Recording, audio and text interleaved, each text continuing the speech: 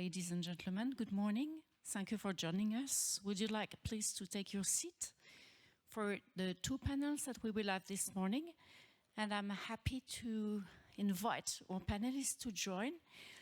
Morel de Westgaver from Iceye, Jolanda from DEFIS, Marino Fragnito from Thales, Markus Möller from OHB, Joost Elstak from Iceye, and myself, Nathalie Tinjod, from the European Space Agency. Please take your seat, Eric. I think it's Eric is here.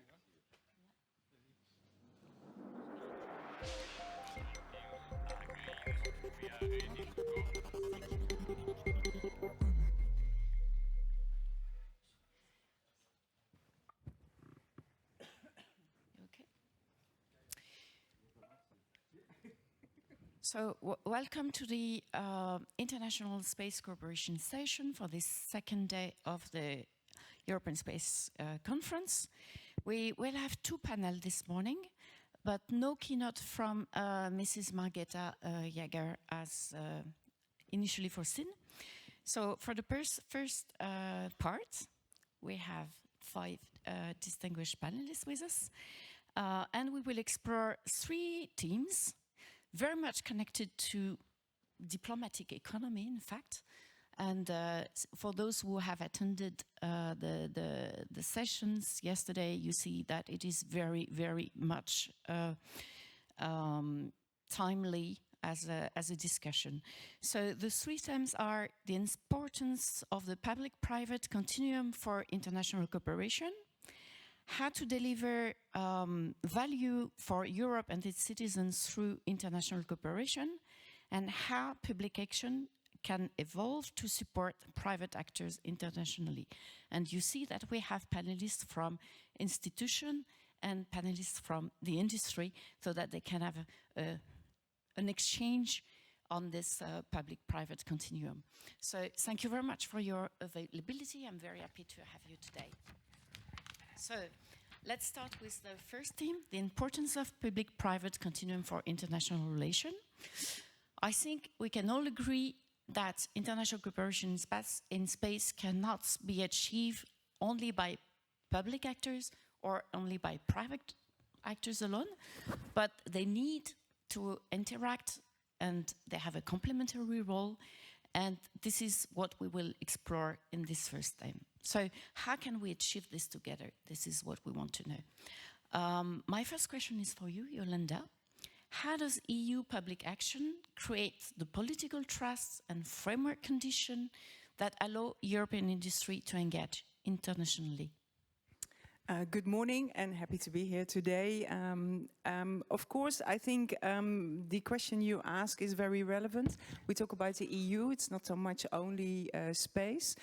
But if we focus on what we did and the engagement we went for, we decided to create an EU space program. We have, of course, various components, things we do together with Iceye.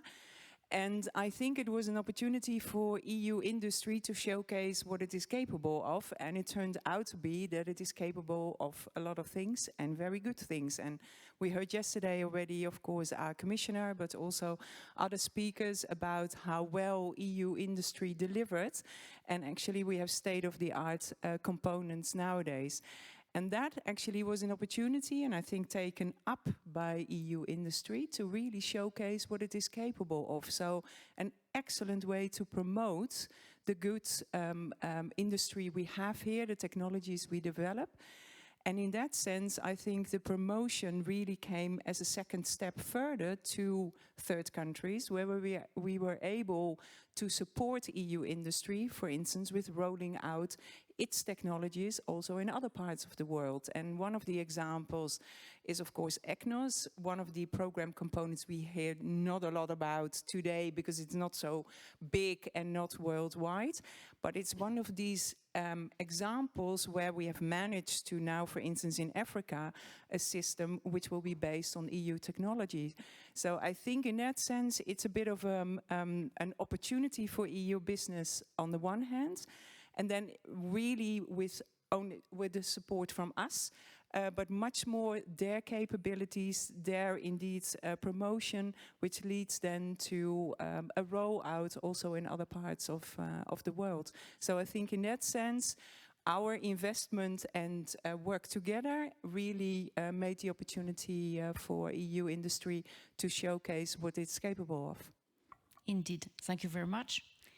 Eric, you've been at the crossroad of these two universes since you've been directing industrial policy at ESA for many years, and now international relations, among other things. So my question for you is, ESA acts as an interface between government and industry. How does this intergovernmental role enable cooperation that industry alone could not achieve? Good morning to the audience. I would like to pass 5 messages, very simple. First, what we are bringing is a critical mass. When ESA is cooperating, we are in complex missions. We are bringing a program, a critical financial mass in a cooperation with a dedicated state for foreign activity. What we have also built all over the years is the capacity of ESA to be a trusted partner of the countries with whom we are cooperating. Why a trusted partner? Any engagement, any cooperation, we will start with another country outside of Europe, is based on a decision taken by unanimity of our 23 member states. It looks difficult because unanimity is always difficult to achieve, but when it is achieved, it is extremely strong. It is also based on programs that are financed from A to Z. And that is the second point. We are reducing risks. Because when we are engaging Europe, we are engaging Europe until the end of the cooperation. For industry, this is, of course, absolutely essential. The third message is that we are committing Europe via optional or a mandatory program of ESA. This is bringing to our 23 member states the possibility to participate to those cooperation. They would never been able to achieve this on a bilateral basis because a number of member states are too small to embark on a large project on the basis of a bilateral cooperation. So that is really what ESA is offering to all industries, 23 member states, large, small, medium, young, established companies. The fourth message is the question of risks. It is, of course, quite risky to start a cooperation or a business with a country. An ESA program is reducing those risks with this long-term commitment, the knowledge of the partner that we are bringing to industry. And finally, something important is that with our programs, we are reinforcing the prerequisite for international cooperation. Technical interoperability, for example, is a key point. Standardization, engagement in international fora where this can be discussed and creating the basis for cooperation. So if I would like to summarize, aligning the European government into a cooperation, risk sharing with industry, inclusiveness of all member states and all categories of industry, and also long-term stability. Very good. Thank you very much, Eric. So now I turn to a large system integrator. Marino, does public international engagement reinforce European industry on global markets, and if so, how concretely? Okay, so for sure, public engagement is a way to reinforce cooperation worldwide, especially on large programs where the counterparts needs a strong engagement, which can only come from international organization like ESA, like Iceye, also from national governments. We see that also today there's a lot of G2G agreements all around the world, which allows European industries to go and operate abroad and have large contracts abroad. In the case of international cooperations, especially with the US, I think we have had a lot of cooperation with the US, which has been started, I think, of the International Space Station, for instance. And I think this is the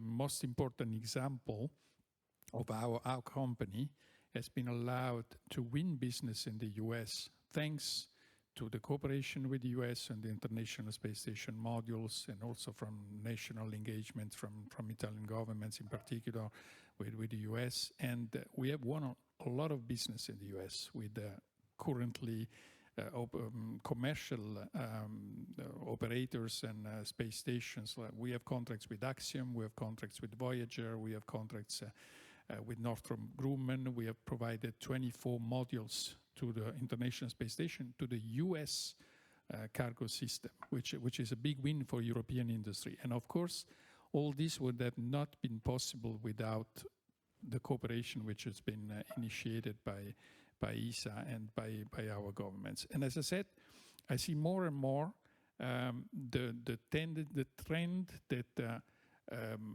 foreign governments want an engagement of either our space agency or our national governments to create government-to-government agreement, to have a stronger engagement and commitment on the delivery, on the result of the work.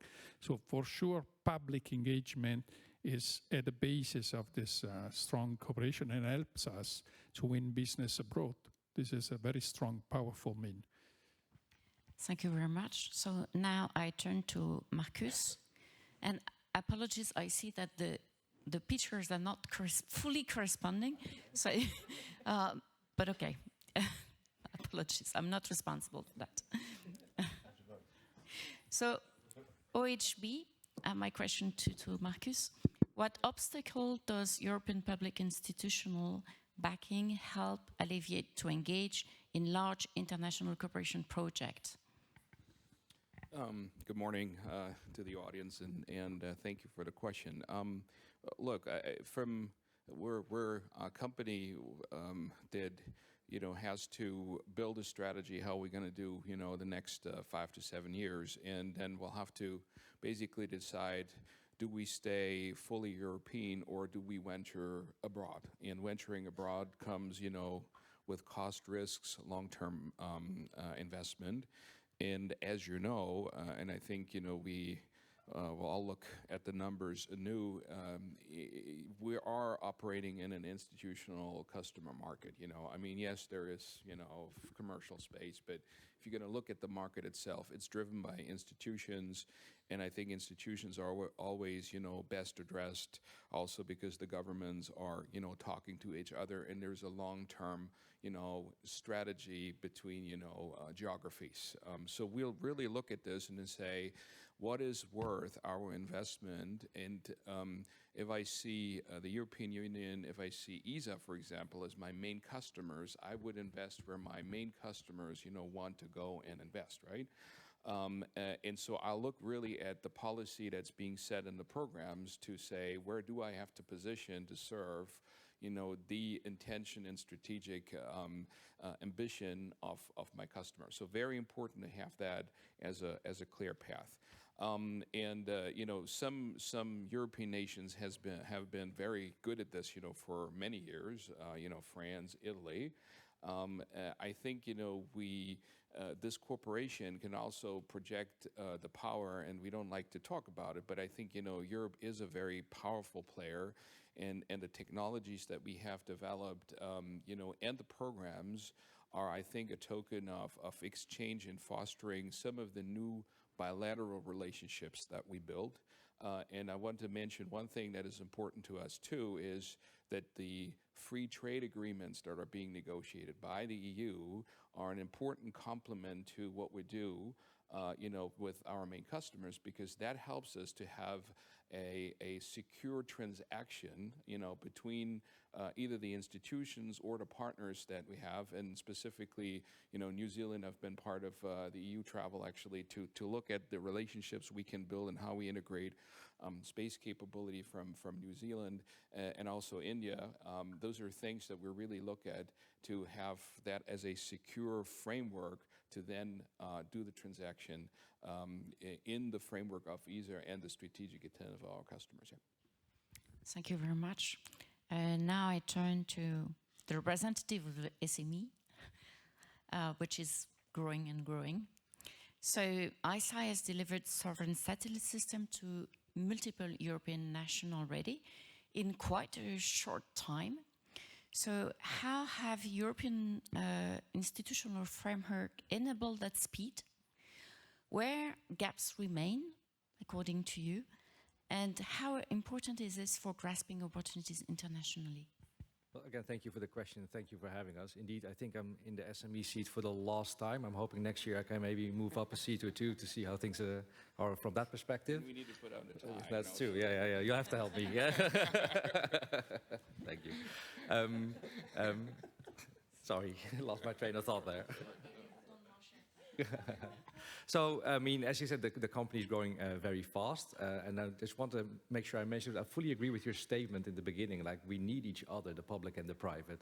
I sometimes get the idea that like there's a perception, especially we're quite a fast-moving commercial company, that people seem to think that it's at odds, but I just want to dispel that myth straight away. We really benefited actually from the interactions we've had with the public and public entities. And there's two things that I think are worth touching upon here. The first one, it's really helped us validate our products and our offerings. So the fact that we could work together with public entities to show that they helped us validate the product, to show to other people as well, like this is not something that the SME in this case still just made up, but it really validated the products that we have, and it actually enabled us to be so successful towards other customers as well. So our success over the last years towards the military and towards other commercial users has to a large extent been a result of the fact that we could show them that there are other public entities that are using this data already. So it's unlocked that discussion for us in a very important way. The second one, and I think we'll talk about that later a bit as well, what has helped us a lot indeed is when the public entities are also flexible and able to provide flexible procurement pathways. So a large part of our success over the last year has been due to the fact that there's a pressing need, and that also public entities have helped us find ways to make sure that these needs could be met, and so that we could do this swiftly and that we could fulfill those needs. With that comes the but as well. This is not the default, I would say, so we've had to work quite hard to find these pathways. And it would be great if we could default to these things and these throughput times rather than it being the exception. So I think this is the one recommendation or lesson learned that I would take away from that. Very good, thank you. So I think we can now turn to the second team and explore together how delivering value for Europe and its citizens through how we can deliver value, to Europe and its citizens through international cooperation. We do really fancy things in space, but we still have a very strong social responsibility. And fortunately, through space projects, we can really bring benefits. My first question is to you, Eric. Can you give a concrete example or some concrete example where international cooperation for ESA mission significantly increased scientific return and long-term value for Europe? And before giving you the floor, I just want to greet the representative for JAXA who joined us today, and I'm very glad to see you here. Thank you. Starting, because that's what you have mentioned, the space station. Starting with the space station, two figures you should keep in mind. The first decision in ESA on the space station was in January 1985 in Rome. And this space station will go up to 2030. So you think 45 years of cooperation. So that is something you have to keep in mind. The other one is that our contribution of Europe in the space station is 8.32%. So the space station, so we are 1/12 of the cost of the space station. And we have created in Europe a full industry linked to human space flight. We have offered to the scientists long-term duration in microgravity and a lot of benefits. Nobody in Europe would have decided in the 80s to invest 12 times more to create a space station. So that I think was a unique opportunity that you can find with cooperation. Think about another one, the James Webb Space Telescope. Europe has invested in this telescope 8%. We have provided the launch, very visible. Everybody has seen this launch of Ariane 5, the more precise one we have ever made. And we have also provided 2 instruments, 8% of the cost, 15% of the time of observation of the James Webb Space Telescope. Twice as much for the European scientists. At the same time, we have created in Europe an industrial heritage in cryogenics, in optics, in precision mechanism. The third example, and we have our colleagues of JAXA in the room, is the cooperation with Japan. We have the cooperation in Japan as multifold, but one that I would like to underline is the one on planetary defense. So there is the ERA mission that we have done together with Japan, and there is the Ramses mission, the follow-on of this mission that was subscribed a few weeks ago in Bremen, and that will depart in 28 and meet with Apophis in 2029. What you see from that is the cooperation with Japan is becoming one of the cornerstones of the cooperation with ESA. We are creating since a few months an office in Tokyo, ESA, and you see there are 2 elements that I would like to underline. The first one is that this is positioning Europe in planetary defense as a key actor, covering all the aspects of planetary defense. This is the objective where we go, and we don't go there alone. And the second element is the occasion to deepen the relation with a very solid partner like JAXA. And maybe one word of the Commission. The relation of the Commission with Japan are very solid and profound, and there is a dialogue. I have assisted to the dialogue between the Commission and Japan. And of course, planetary defense is offering a real case, a practical case. I think we are reinforcing each other. So then I turn to you, Jolanda. So how does cooperation with third country using EU space data and services support the implementation of EU's global strategic compass? And thanks to Erik for also mentioning, of course, the cooperation with Japan. But maybe take a first step back. I don't think I have to tell here the audience, of course, of the benefits of using space data and services. We all know what it brings to us on a daily basis. But that, of course, is not a given. And this is, I think, where indeed the international cooperation for us really helps. So on the one hand, what we do, and Erik mentioned already the space dialogue, is really set up the framework to cooperate. And if I may use indeed also the cooperation with Japan, discussions are ongoing how we can use each other's data, the data which we collect via Copernicus, but also the data Japan is collecting, how we can use the data together to indeed work on issues like climate change. And I don't think that I am saying something very shocking, that of course the new geopolitical situation has clearly shown a shift also for us in terms of which is the partner with whom we can work in order to achieve that. So that is part of the things we do in terms of international cooperation, to really find the partner who can indeed, with whom we can exchange data so that we can improve our Copernicus services, something which brings really the benefits on the ground. But at the same time, of course, also exchange the data so that also others can benefit from that. So that's one part of what we try to do and which benefits everyone around the world. But at the same time, of course, there is another element which is very important, and that is indeed to support those who want to use the data and the services. And I'm not a scientist and I have no background in space, and I can assure you it's very overwhelming, Copernicus, to see all the data, which is super valuable, but to use it is absolutely something else.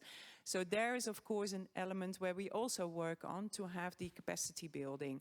And this is something which is primarily done by our Directorate General for International Partnerships, where, for instance, one of the partnerships we have is with Africa, where we work also on space, and there also Iceye is of course an important partner to do so, which is very much focused on how can you use the data, how can you use the services for the societal challenges which we all have, because as we always say, that space is not limited to country borders, but equally environmental issues are not limited to our country borders, and we all face the same.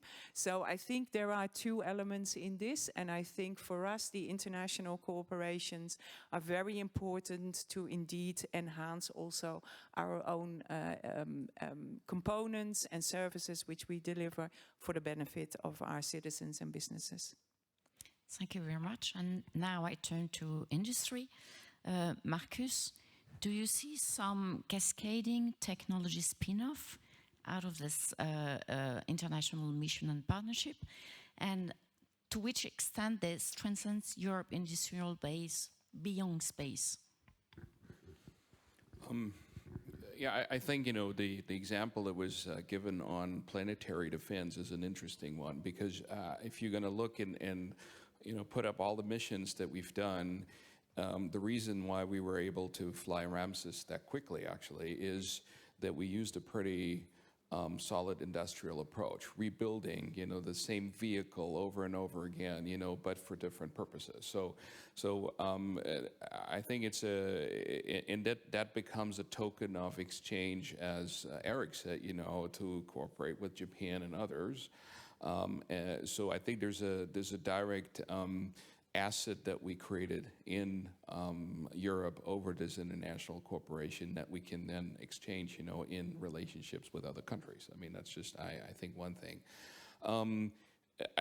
You know, an example that we have, which is interesting, I mean, is, yeah, we use a lot of the space, you know, the space technologies in concrete civil projects. So little known to people, we have a rail business too.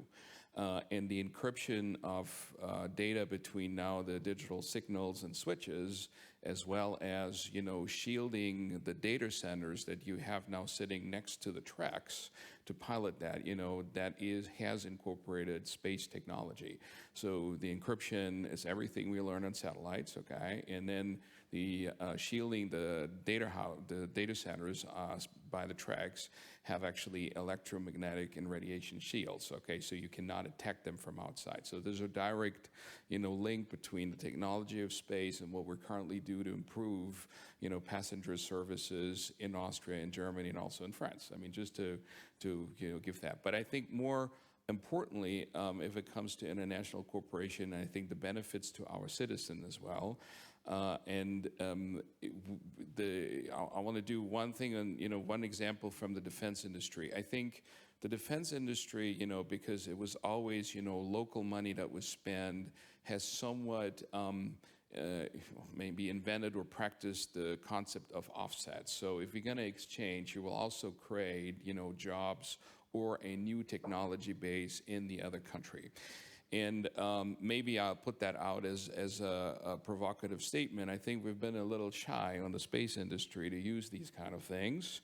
And often, despite a very good corporation, you know, we would just, you know, give things to other people or let them build it, and we just give the money without necessarily having the jobs or the knowledge, you know, being created back in Europe. And I think they're very promising examples that were practiced. Axiom is one, you know, we're cooperating with them, where, you know, there is an appreciation that, you know, if they want to do business with us, they also have, you know, to create a service base, you know, in Europe.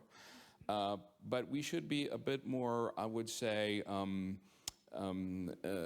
self-assured about the demands that we have for, other industries coming to us, cooperating, and what they will leave and bring to the citizens as jobs or, I would say, scientific stock. Thank you. I see Joost nodding. So can you share a few examples where international cooperation helped your innovation to reach users and markets with real social impact? Yeah, sure. I was nodding vigorously because I think my story ties in quite well with what you were. No, it's sort of an extension too in that sense. So to name a couple of concrete examples of the different ways this sort of flows in real life.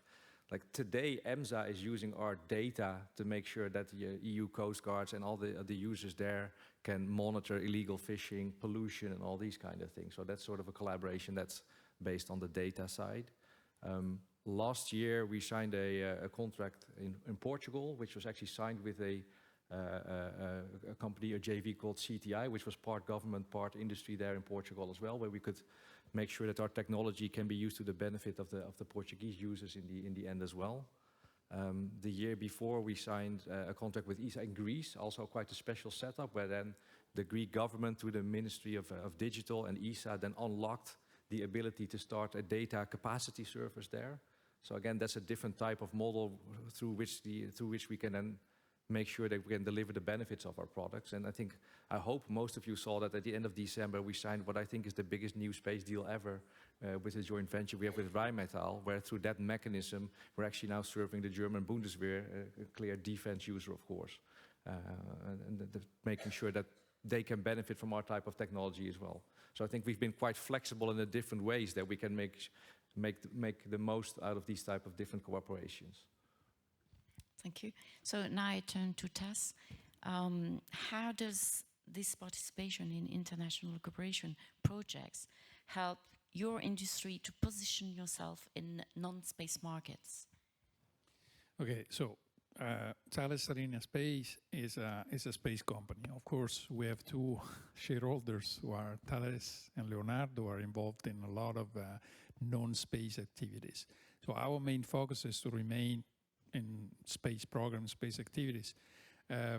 But of course, you may have noticed that our motto, our key words are space for life. So this is really the key words of Thales Alenia Space. And why is it space for life? Because everything we do in space is for life on Earth.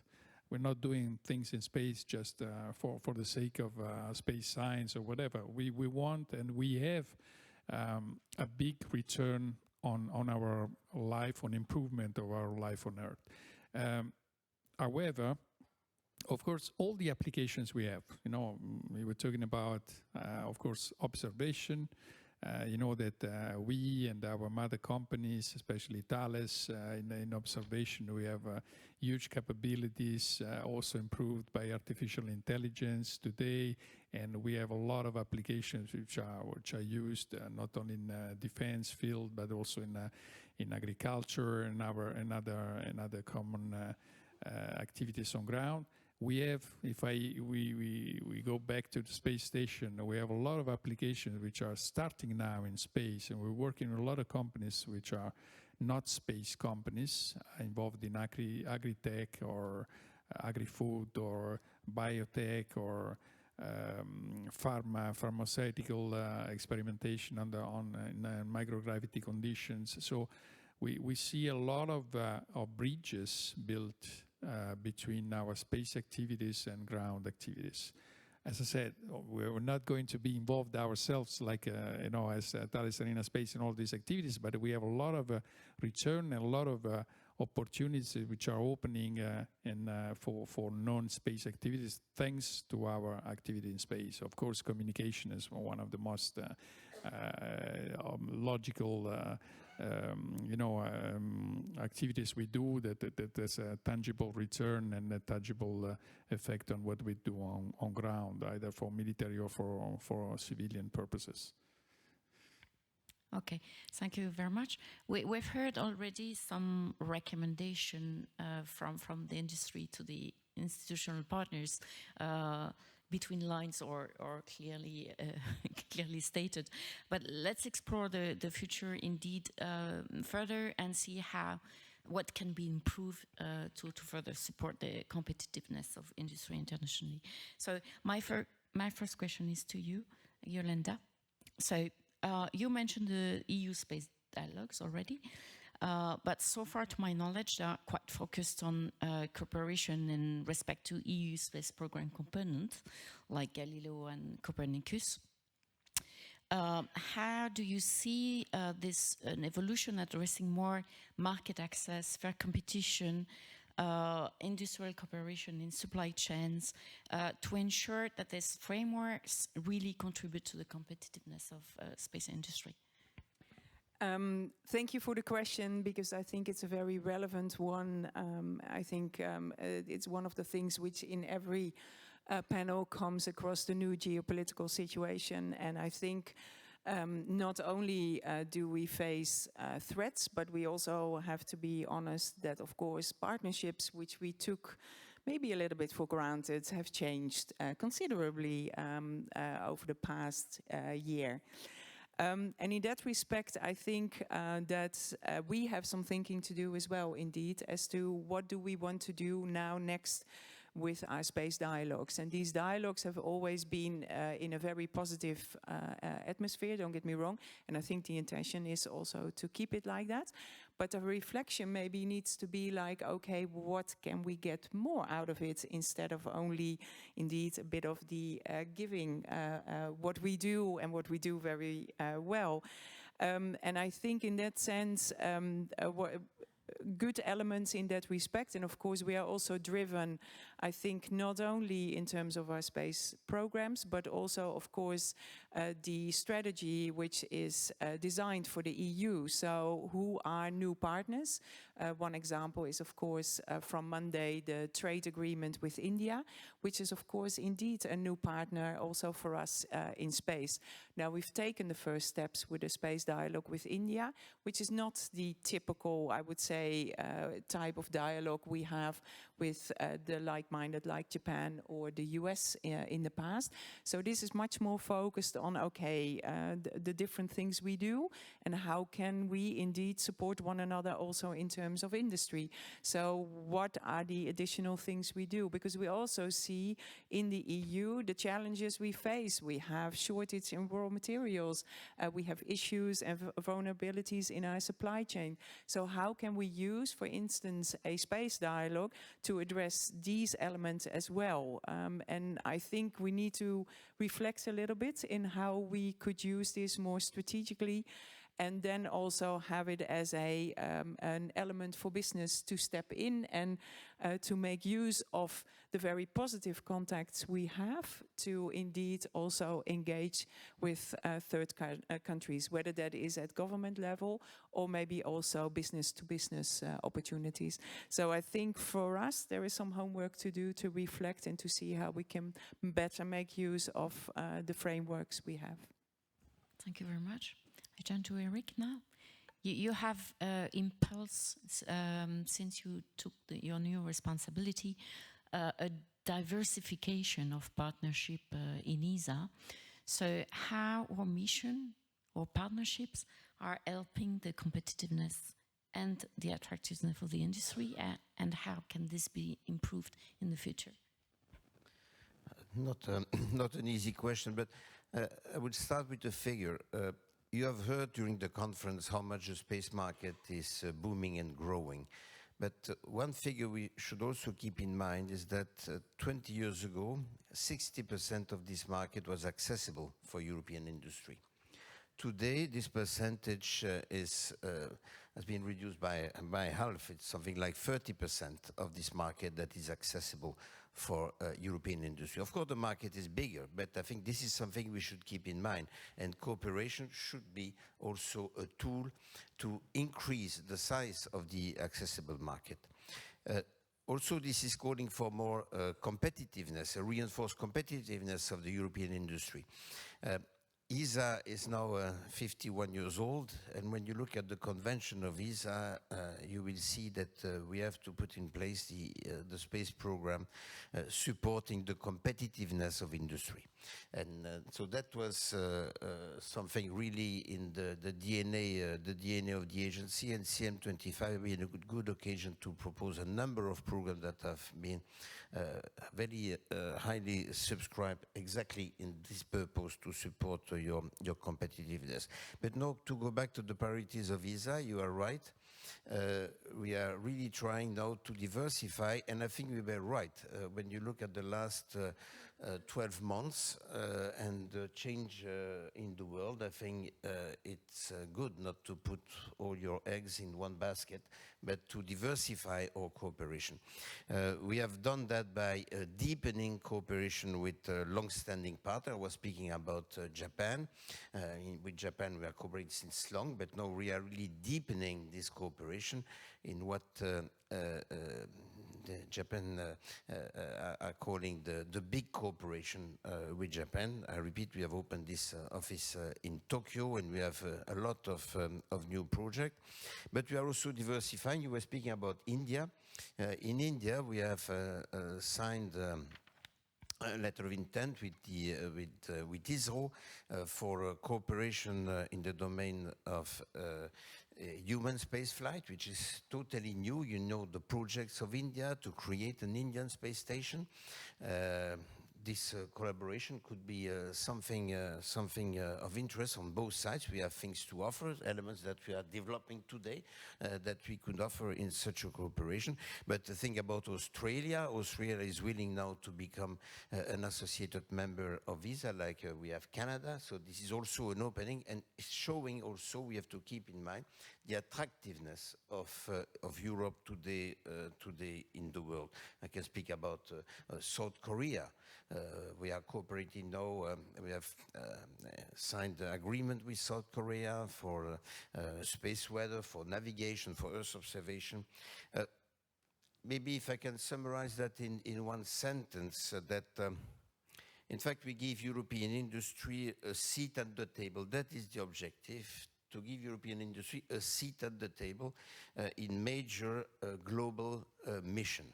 And if this can be achieved, I think this is an opportunity, and what you have shown last year, you are very good at taking opportunities. Now I turn to you three for a short question.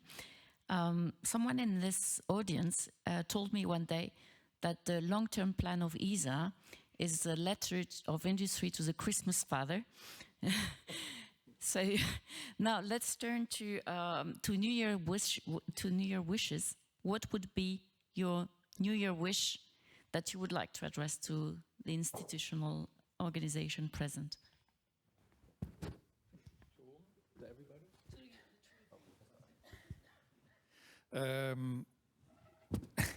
So for me, I have several wishes. Can I make a list? The first one, which is not only to ESA or EC, is the wish is really that Europe starts behaving as a country and not as a continuous compromise.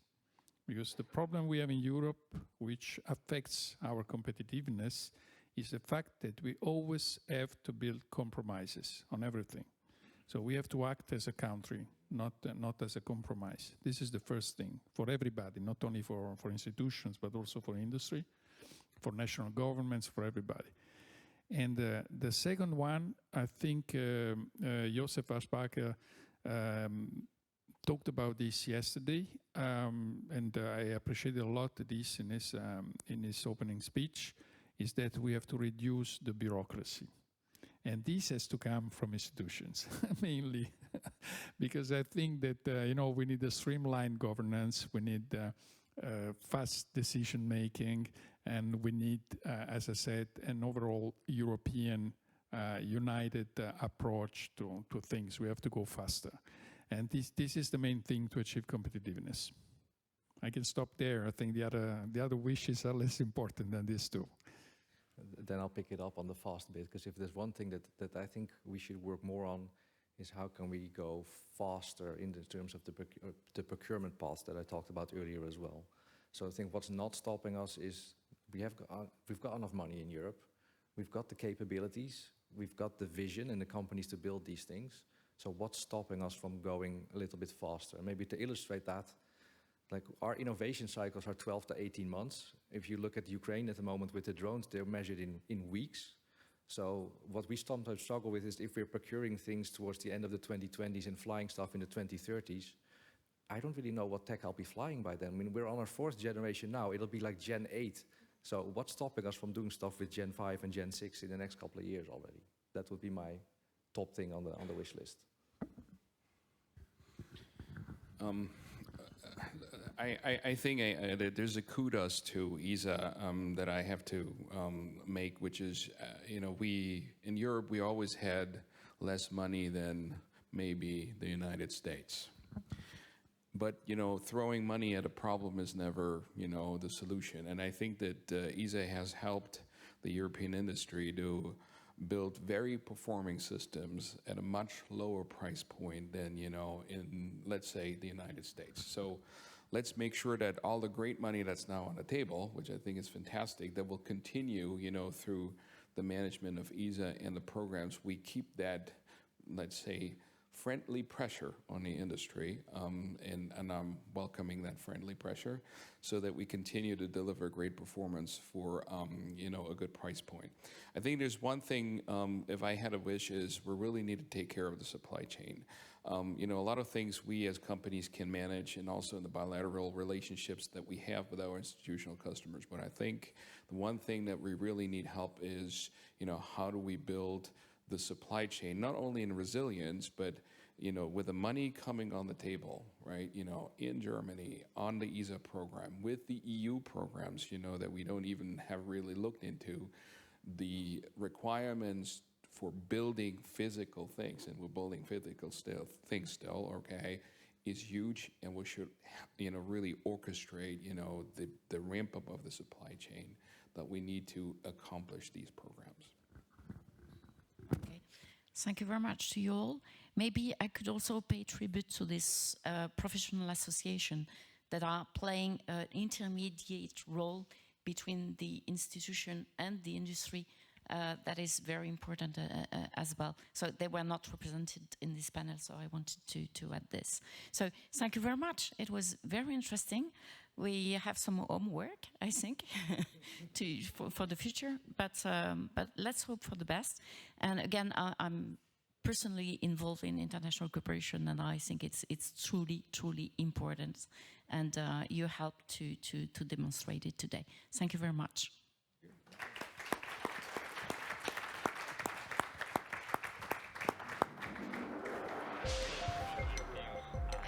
Please stay with us because we have a second panel on international cooperation now with 2 distinguished guests. So please stay with us.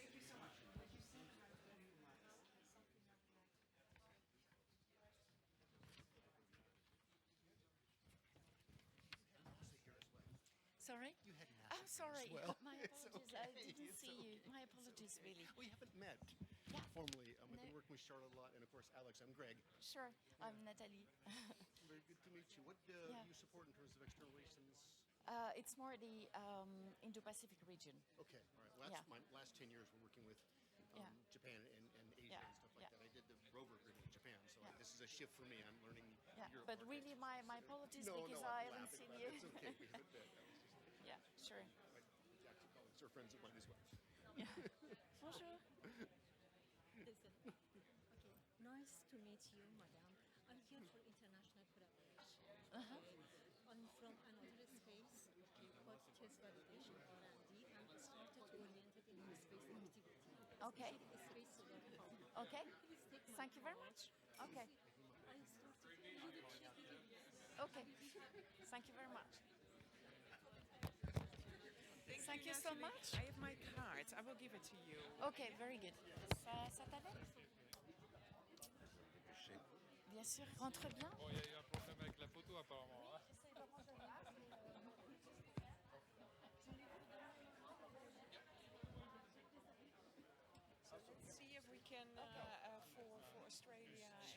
Absolutely. Very interesting. International Europe representative based out of Paris. Maintenant, vous allez parler toute seule, c'est ça? J'ai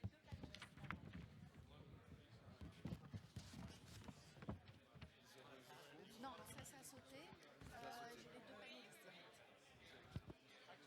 Place. Ouais, très bien. Votre place, c'est là que vous allez parler avec eux?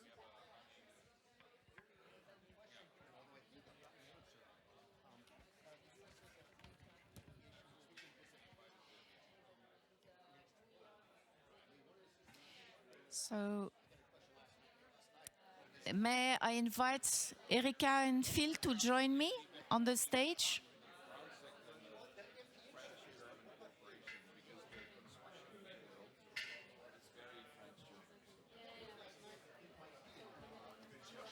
D'accord, merci beaucoup. Merci beaucoup.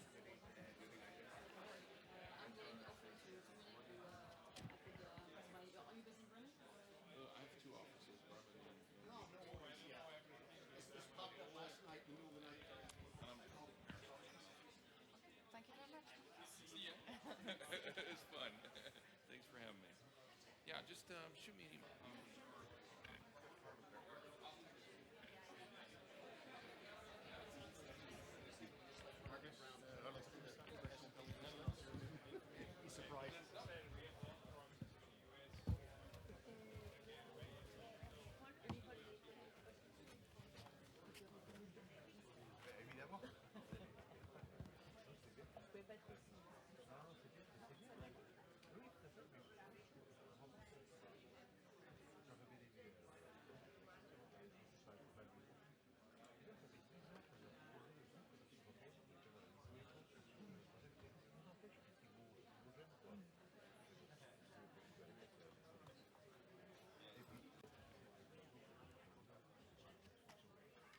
Ben voilà. Ben voilà. Bonjour. Nathalie.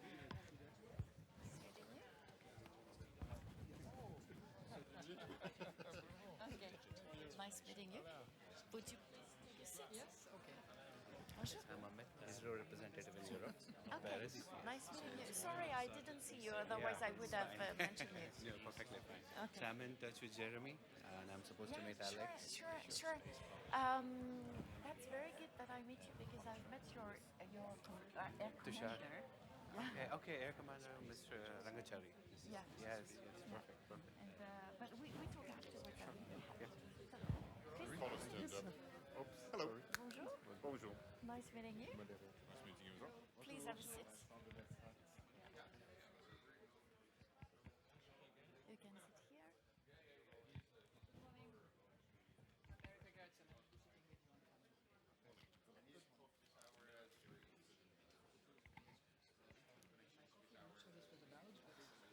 Finish your coffee.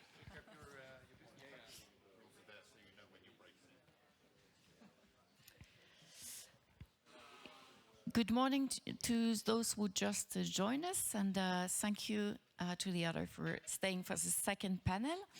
This time it's on Europeans' perspective in an evolving geopolitical context, and I'm very happy to welcome Erika Gerresten, Acting Director for the Green Deal and Digital Agenda at DG INTPA. So I guess you are exposed to international cooperation in your everyday job. And Phil Evans, DG of EUMETSAT, the fifth DG, if I'm correct. Yeah. You've been spending 30 years at UK Met Office in various management positions with very strong international exposure as well and connection to this word that we will mention today. So one first question for you, Erika. How does INTPA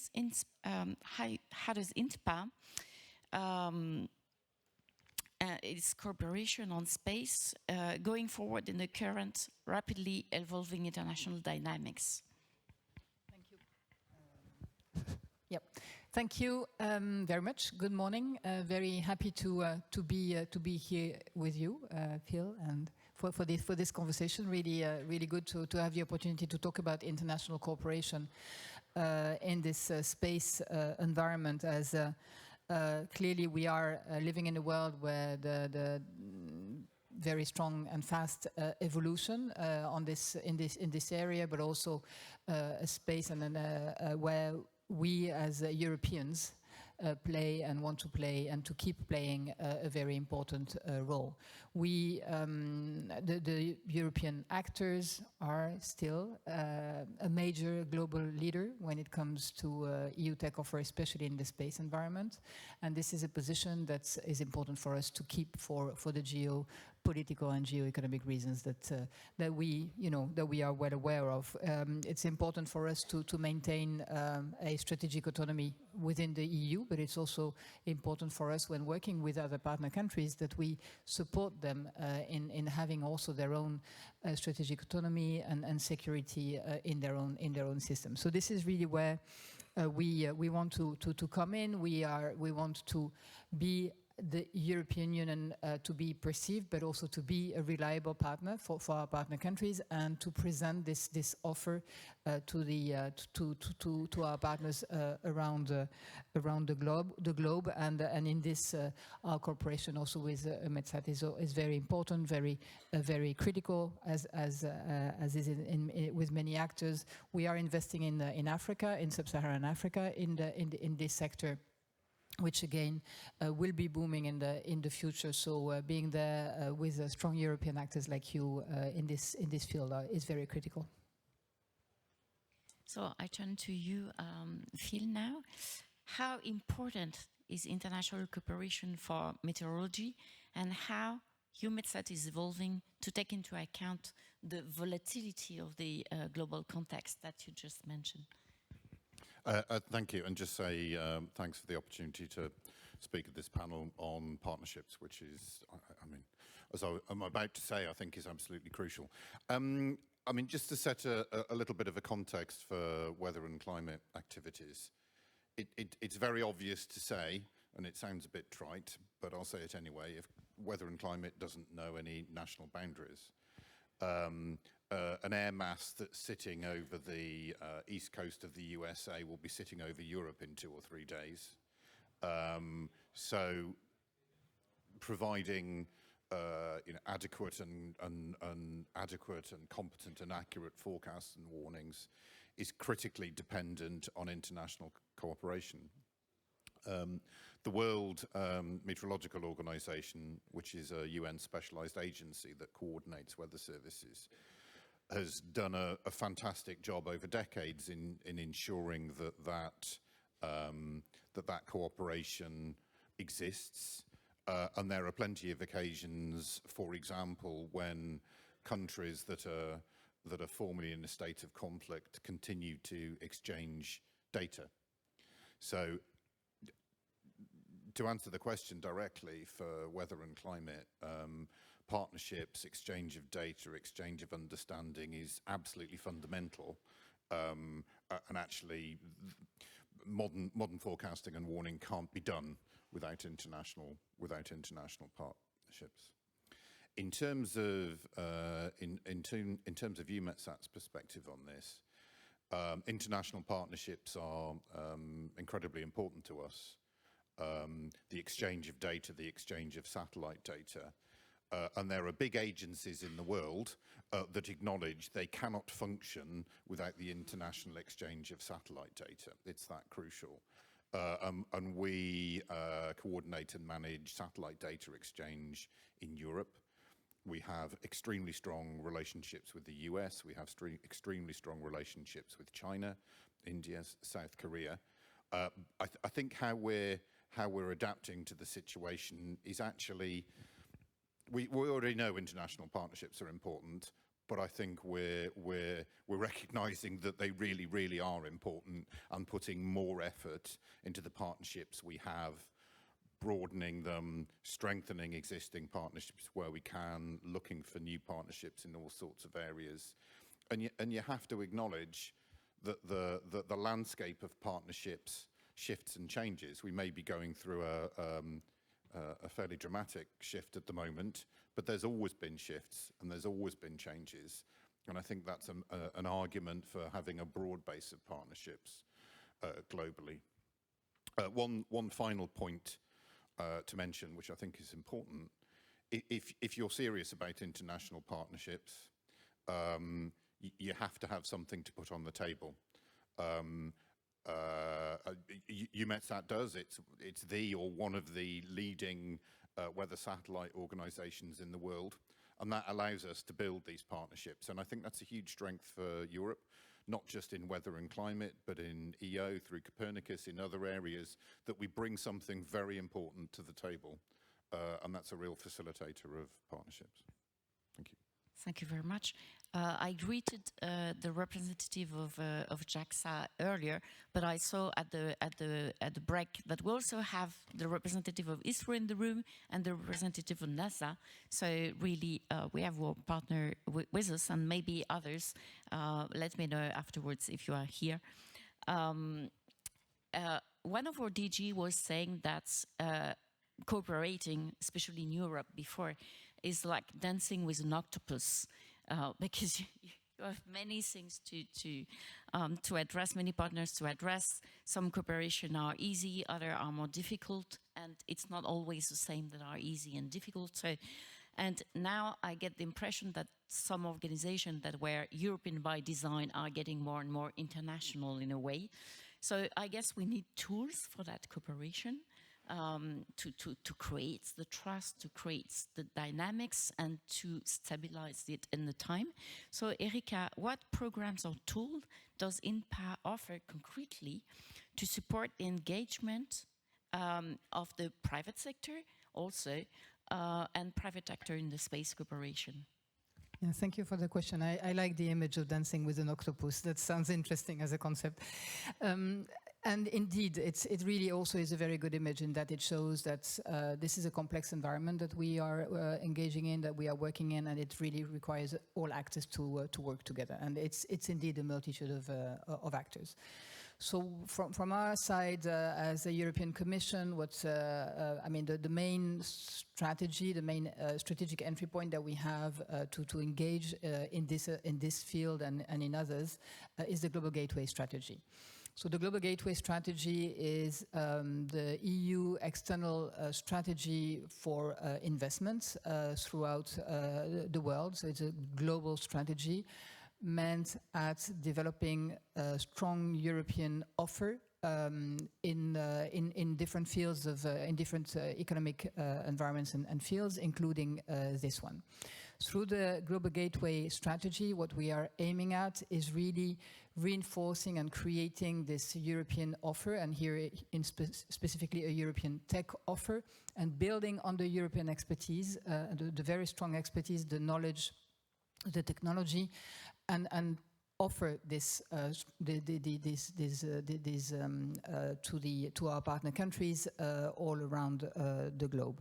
This particular area is a very strategic and a very important one, and that's why we are very keen to engage with the private sector. And this is also something that maybe I want to highlight as being a bit of a new way of working for us, that we are really engaging directly, talking to the private sector, understanding what are the private sector's needs, because we are talking here about huge investments which require huge financial means that, of course, the Commission alone cannot provide. So while we are working and talking to the countries that are in demand for this European offer, while we are talking to the private sector who is able to respond to this demand, we are also working closely with the development finance institutions, the European Investment Bank, the European Bank for Reconstruction and Development, and also all the European National Development Finance institutions to find the right financial mechanism to respond to this investment need. Another dimension which is very important, of course, is that many of these solutions are public procurement driven, so it's another area where we are also engaging and working closely with our partner countries. And the strength that we are offering is that we, as European Union, have a network of EU delegations or EU embassies all over the world. We are present all over the world, and we have the capacity through our offices to, have this direct dialogue with the partner countries. So maybe just to summarize, what we are really trying to do as European Commission here is to bring the partners together and to bring the actors together using what we call our convening power and listening to the needs and trying to find the right solutions, or to orient towards those who can offer those solutions that we are looking for, always in respect for the partner countries' needs and expectations. I can testify indeed that it is very useful to have the representative of the EU anywhere in the world, because we often work with them in New Zealand. I've been involved with the representative there. That was very useful because they are permanently there. They know the ecosystem very well. They can help support us to engage with the local ecosystem. So indeed, it's very useful. Thank you very much. Phil, what are the relation between the DG INTPA and EUMETSAT? I understood that in the implementation of the program mentioned, I understood that you are doing a lot in Africa in particular. Yes, if I may, I'd like to come back to the image of dancing with an octopus. I think was because that's rather delightful. Just to say, partnerships, national partnerships, international partnerships, public-private partnerships have been a big part of my career, and I found it's always dancing with an octopus. Sometimes the octopus is a bit more energetic than other times, but it's always an octopus. It always has its challenges. And I think, this is just my view from my experience, but it's often the soft things are the hardest things. The partnerships and the personal relationships and the institutional relationships are the things that either make a partnership succeed or fail. Very rarely, in my experience, the hard technical issues. I think it's just the nature of partnerships, and it's always the case. But I think that if you successfully wrestle or dance with an octopus, I think I prefer dance. I mean, the results you can get out of that can be fantastic, but it's always like that. In terms of EUMETSAT's relationship with Africa and INTPA, well, we've been involved in Africa and working with African Met Services for more than 30 years. Now, the reason for that is our geostationary satellites, actually they're ideally placed to provide observations for Africa. They're better placed to provide observations for Africa, frankly, than they are for Europe, because it sits directly over the equator, and the images are slightly better. So that's a huge asset.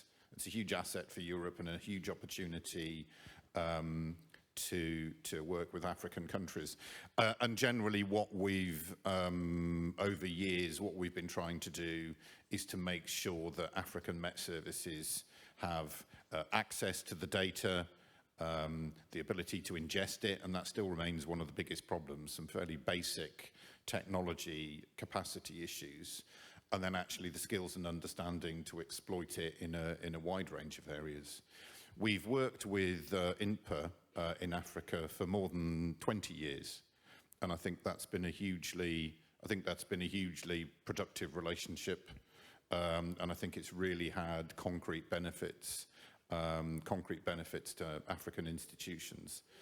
The most recent example of that is the project Strengthening Early Warnings for Africa, which is done through the Gateway Partnership, which is really focusing on a high impact area, and it's about ensuring that satellite data is actually applied to the most urgent of problems, severe weather warnings. We use satellite data to improve warnings to communities. And in that way, I mean, it's not an exaggeration to say, that will save countless lives, aside from protecting against property damage and infrastructure damage. So it's a really positive relationship. And just to say, we also work with the African Union Commission in terms of identifying new areas of activity and interest. So at the moment, they're air quality, climate change are important issues for them. And I've said this a couple of times during this conference, air quality has a massive health burden on communities everywhere, certainly in Africa, certainly in Europe, and it's something that doesn't get perhaps enough emphasis. So thank you very much. At Iceye, we are also working with INTPA, in particular in Kopfield, that we are currently extending from Philippines to Indonesia and Thailand. So yeah, our Earth Observation Directorate has a very good cooperation with you, and we are very pleased with it. Now let's turn to the future. What is required to remain geopolitically relevant in the rapidly changing context? And this question is to you both. Well, thanks a lot. So again, this partnership is very essential for the future. I think that more and more we will be looking at really strong European partnerships, and really we know that there are other actors and there are many and the competition is what it is, and we just need to reinforce this European offer, and that requires really working among Europeans and creating this trust among European actors and European partners to create this offer. And indeed, this kind of cooperation is really essential, and we'd like to thank you actually both for the excellent cooperation that we are having with your agencies and institutions, because the solutions that are being offered, they go well beyond the infrastructure and the service in itself, because they really go down to like the agriculture sector and the health sector. So they have a transport sector. They have a lot of applications and implications that are very important. Indeed, we also still active on the disaster risk management. So these kind of solutions help mitigate this kind of risks. And this is the kind of service that, again, our partner countries are really very keen to receive. So this kind of cooperation and partnership we will need to continue and make bloom further in the future. Of course, as we are moving on, again, focusing really on this geostrategic environment that we are living in. For us, as European Commission, we see cybersecurity as a very critical area where we need to collectively ensure that we maintain a very high level standard within Europe, clearly, but also outside Europe. So whenever investing outside Europe, we need to sensitize our partner countries and the people we are working with about the importance of maintaining a high level of standard when it comes to cybersecurity. And we therefore need to present our offer as a trusted offer.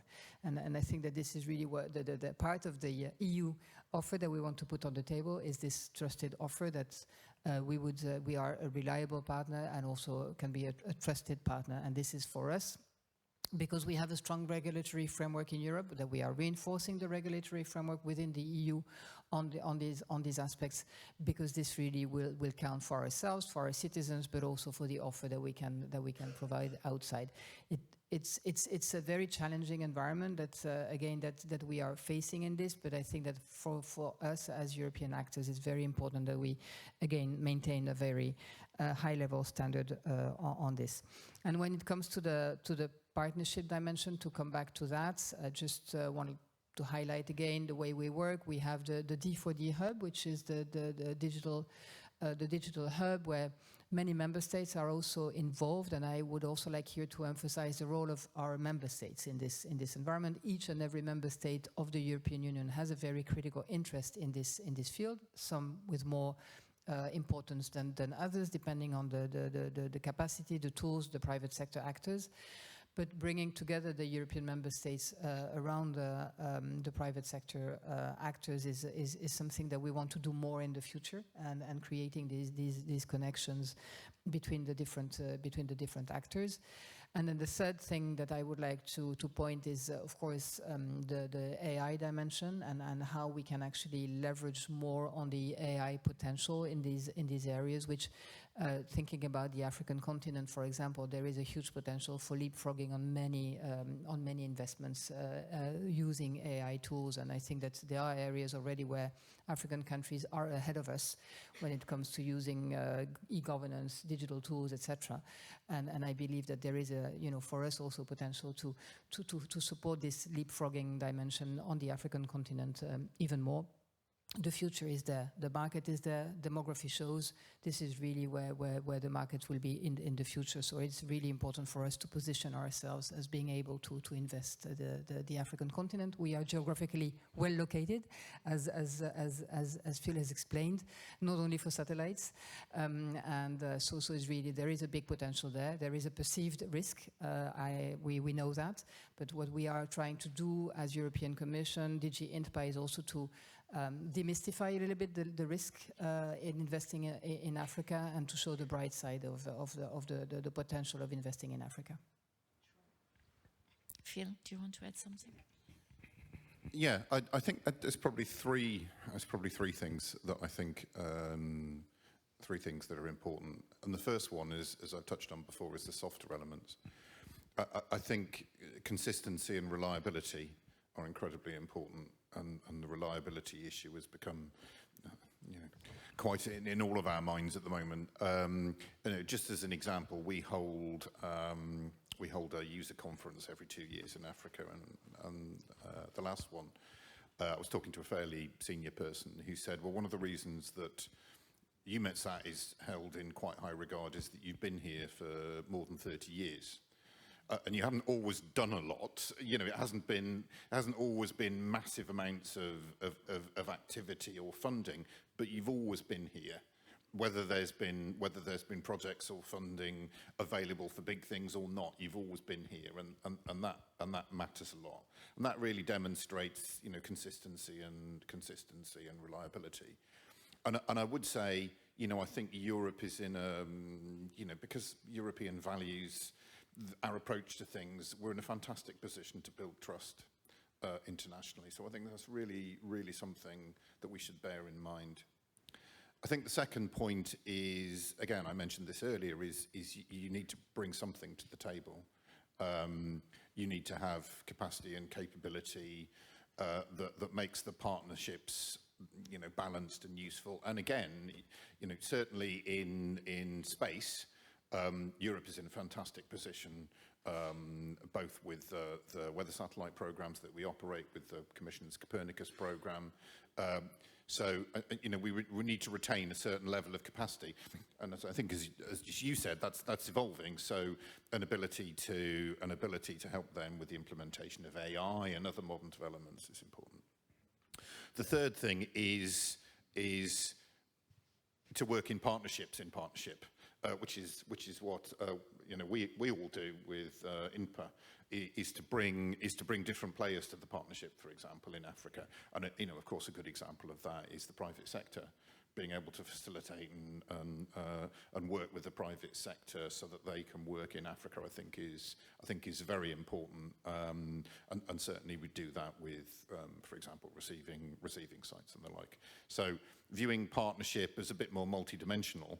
It's not just international partnerships, it's agency partnerships and public-private partnerships in this wider context as well, I think is important. Thank you very much. Perhaps two concluding remarks on my side, based on my experience. You mentioned trust. Trust is indeed key in that.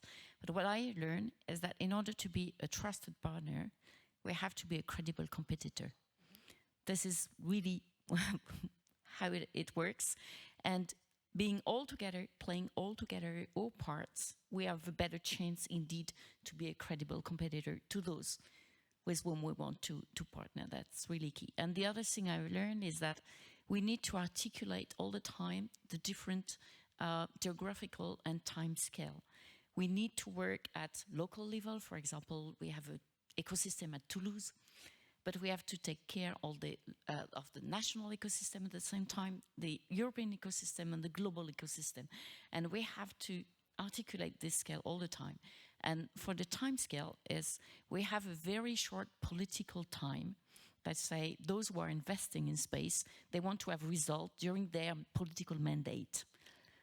But the time of the space program is a very long time. So how do we articulate all of this is the most difficult thing for me in the space business.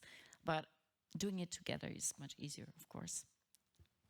Thank you very much. Well, thank you very much. I think, these are very important points that you're making. It is a long investment. But I think that also, as Phil has been saying, we've been there for many, many years, right? So there is a political cycle, which, you know, we serve, and which is also giving the impetus and the energy and pushing us to work faster and together. But at the same time, as being this reliable, long-standing partner, we are maintaining this very strong level of engagement. And I think that this is also when talking to our partners all around the world, in Africa, Latin America, the Caribbean, and Asia, in the Pacific, this relationship is there, and it is there to stay. And for us as Europeans to maintain this reliability is the key part of it. Reliability as we are present, reliability in the type of offer that we can make. We need to remain competitive. That is absolutely true, and that for that we need to also valorize the added value of working with the EU.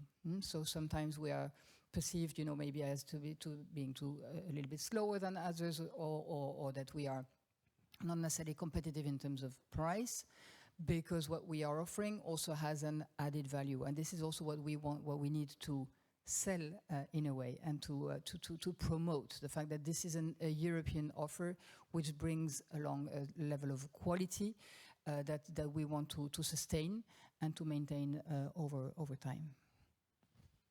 Thank you very much. All the best for the times to come, challenging times to come. Thank you very much. Very nice conversation. Thank you. And thank you to all for your